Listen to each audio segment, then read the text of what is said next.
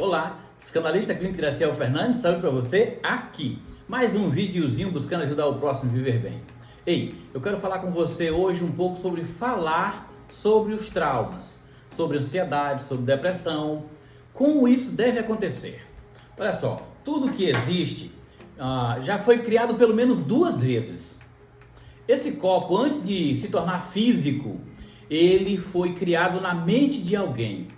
Então essa pessoa começou a pensar nesse formato e ao pensar sobre isso foi consolidando uma ideia, até que essa ideia saiu do mundo dos pensamentos e se tornou sólida, virou um copo. É incrível como os traumas que acontecem na fase de criança, eles vão ter repercussões e vão aparecer lá em outras épocas da vida. E veja só o que acontece. Normalmente, a pessoa é assaltada por um pensamento negativo e ela quer resistir contra aquele pensamento, ela não quer pensar naquilo, mas ela termina pensando e quanto mais ela pensa sobre aquilo, mais forte aquilo fica, vai se concretizando. Quanto mais ela pensa sobre aquilo e ela fala sobre aquilo, mais forte aquilo fica. É por isso que muitas pessoas procuram terapia. Porque elas não estão conseguindo controlar os seus próprios pensamentos. Os pensamentos estão chegando, estão dominando e dirigindo o dia dela, a noite dela, a semana dela, o mês dela. E algumas pessoas realmente estão doentes. Dica de milhões nesse vídeo. Olha só, se você for falar com alguém sobre um trauma, sobre uma situação que causou um impacto negativo em você, você for falar com essa pessoa sobre isso, você pode realmente pensar sobre aquele momento e falar com ela, mas, preste bem atenção. Naquela mesma situação, naquele mesmo momento, crie pelo menos 3 respostas diferentes para aquele tipo de problema. Entendeu o que eu falei?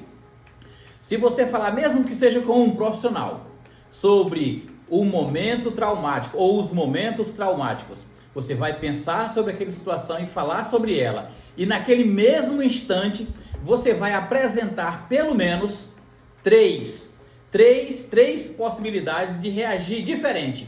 Eu também poderia fazer desta forma para ter um outro resultado. Eu poderia também agir desta maneira para ter um outro resultado. Eu poderia também fazer assim e teria um outro resultado.